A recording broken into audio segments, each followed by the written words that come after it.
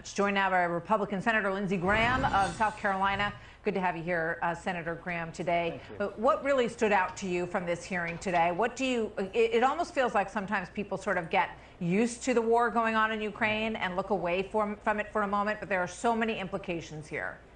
Well, number one, the assessment that what happens in Ukraine will affect China's decision about Taiwan is dead on. I was in Taiwan about 2 weeks ago. So what happens in Ukraine does affect all the other bad actors.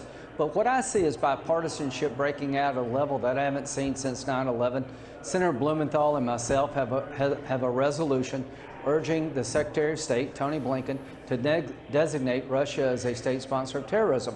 That would be huge. The Ukrainian parliament last week passed a resolution urging the Congress to urge the Biden administration to designate Russia as state sponsor of terrorism.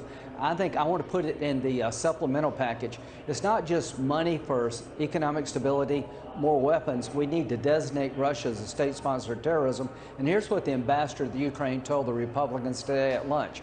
If you designated Russia as a state sponsor of terrorism, she believed the floodgates would open to other countries helping Ukraine more. Okay, with regard to this other question about the escalation of this war, Avril Haines, the DNI, said that the war is going to become more unpredictable and it's going to escalate. And then there's this exchange with Senator Joe Manchin about whether or not the United States might get drawn into a boots-on-the-ground situation. Watch this. Reading it now, they have the ability to win if we continue to support without us being pulled into a land war with them. On their own, can they win? I think that is a difficult prediction to make.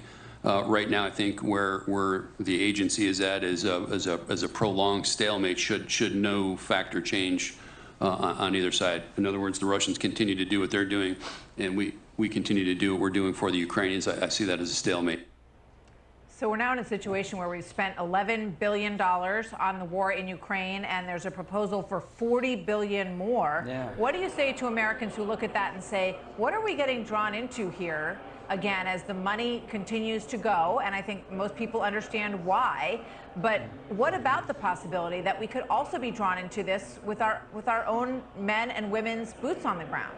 Well, nobody's suggesting boots on the ground, but if there's a nuclear weapon exploded inside of the Ukraine to break the West's will to help Ukraine, that'd be an attack on NATO itself, then we'd be at war with Russia.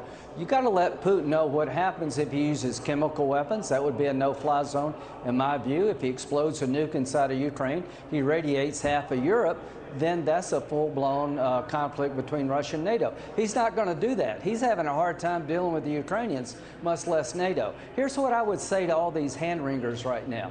Have the courage the Ukrainians have. We're providing weapons, economic support, moral support. They're doing the fighting. If Putin wins, there goes Taiwan. If Putin wins, then the map of Europe will be rewritten because he's not going to stop in Ukraine.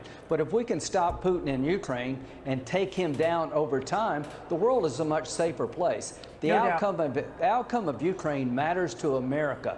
If Putin gets away with this, then all the laws about war crimes become jokes. If he loses, then I'm convinced China will take a hard look at what they do in the future, and we need to designate Russia as a state sponsor of terrorism right now because they deserve that designation.